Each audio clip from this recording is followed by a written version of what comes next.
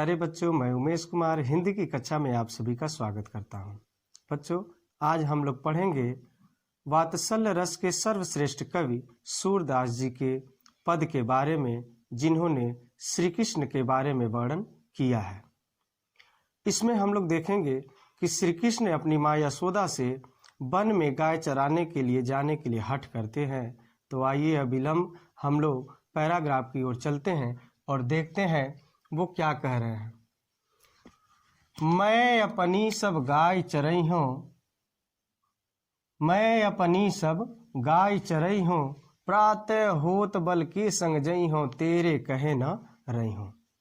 श्री कृष्ण माँ यशोदा से कहते हैं कि हे माँ, मैं अपनी गाय चराने के लिए जाऊंगा, मैं अपनी गाय चराने के लिए जाऊंगा, प्रातः होत बल के संग जई हूँ, तेरे कहे न रही हूँ। जैसे ही सुबह होगी, मैं सुबह होते ही बलदाऊ भैया के साथ अपने गायों को लेके चराने के लिए जाऊंगा।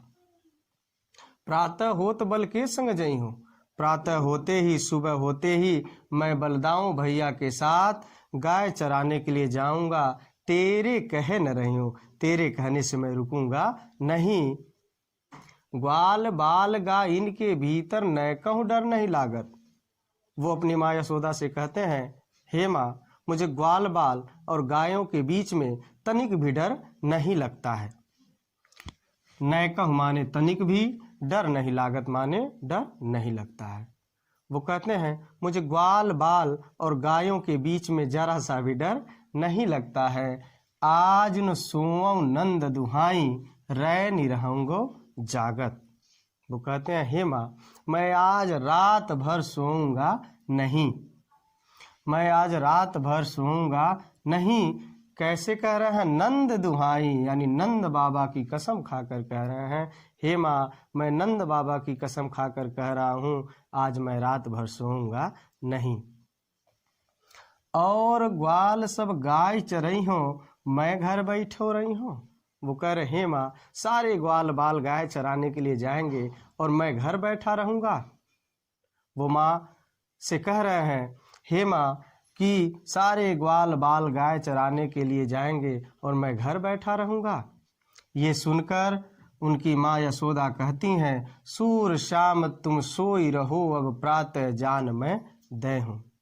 हे श्री कृष्ण, अब तुम सो जाओ, जैसे ही सुबह होगा मैं तुम्हें जाने के लिए कह दूंगी। वो कहती हैं, हे श्री कृष्ण, अब तुम सो जाओ, जैसे ही सुबह होगा मैं तुम्हें जाने के लिए कह दूंगी। आइए अगली पैराग्राफ में हम लोग देखते हैं। यहाँ तो अपने माँ से हट करते हैं कि हे माँ, मैं गाय चराने के लिए जाऊंगा, लेकिन अगले जो पैराग्राफ है इसमें आप लोग देखेंगे तो वो कह रहे हैं, हे माँ, मैया हौ न चरई हूँ गाय, हे माँ, मैं गाय चराने नहीं जाऊंगा। वो कह रहे हैं, मैया हौ न चरई हूँ गाय, हे माँ, मैं गाय चराने नहीं जाऊंगा। सिगरे ग्वाल घिरावत मोसो, मेरे पाँव पिराए। सभी ग्वाल बाल मुझसे ही गायों को घिरवाते हैं, जिससे मेरा पैर दुखने लगता है, जिससे मेरा पैर दुखने लगता है, पाँव में मेरे दर्द होने लगता है। सारे ग्वाल बाल मुझसे ही गायों को घिरवाते हैं। जौन पत्तियाँ ही पूछ बलिदाहूं।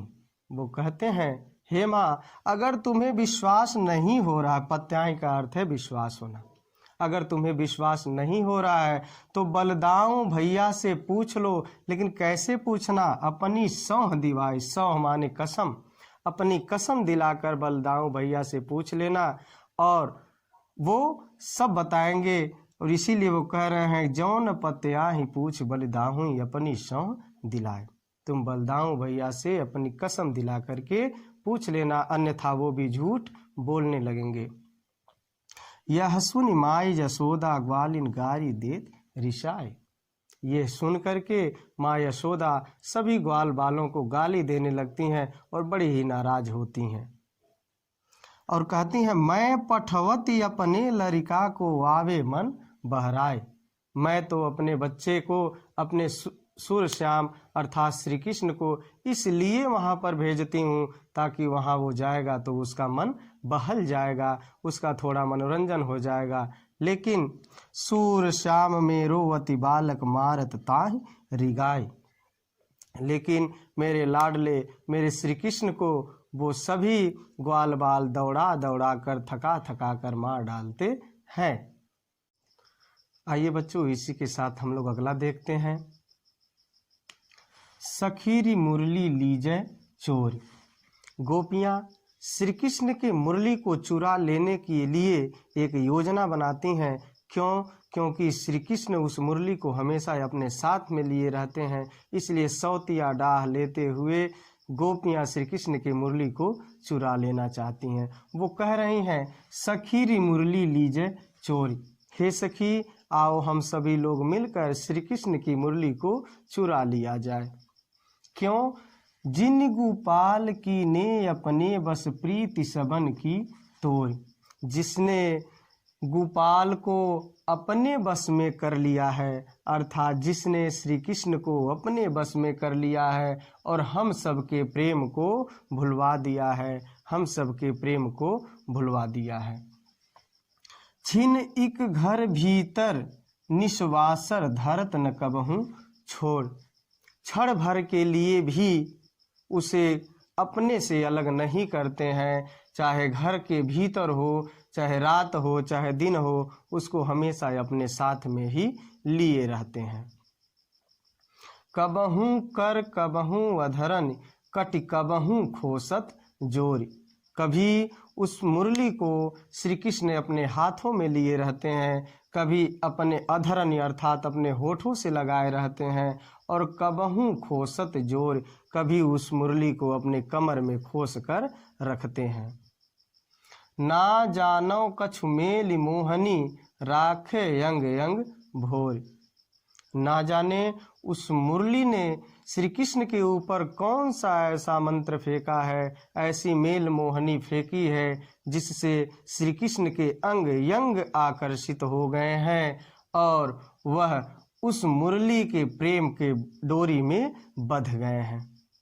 गोपियाँ कह रही हैं कि ना जाने उस मुरली ने श्री कृष्ण के ऊपर कौन सा मोहनी मंत्र फेंका है जिससे श्री कृष्ण के अंग यंग उस मुरली के तरफ आकर्षित हो गए हैं और वह उस मुरली के प्रेम की डोरी में बंध गए हैं।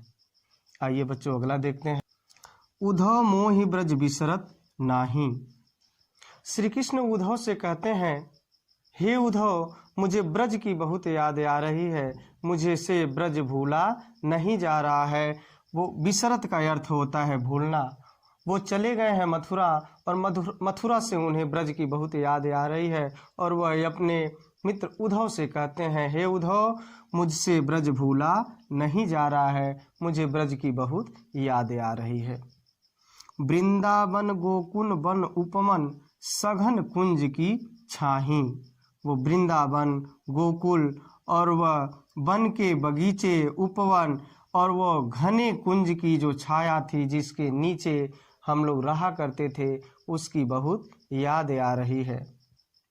प्रातः समय माता जसुमति अरु नंद देख सुख पावत। प्रातः होते ही माँ यशोदा और नंद बाबा को देखकर जो सुख मिलता था, जो सुख की अनुभूति होती थी, वो मुझे बहुत याद आ रहा है, वह मुझसे भूला नहीं जा रहा है। माखन रोटी दह्यो सजायो अतिहित साथ खवावत। माँ यशोदा माखन रोटी को दही के साथ सजा करके बड़े ही चाव से, बड़े ही प्रेम पूर्वक हमको खिलाया करती थी, वो हमसे भूला नहीं जा रहा है, उसकी बहुत याद आ रही है।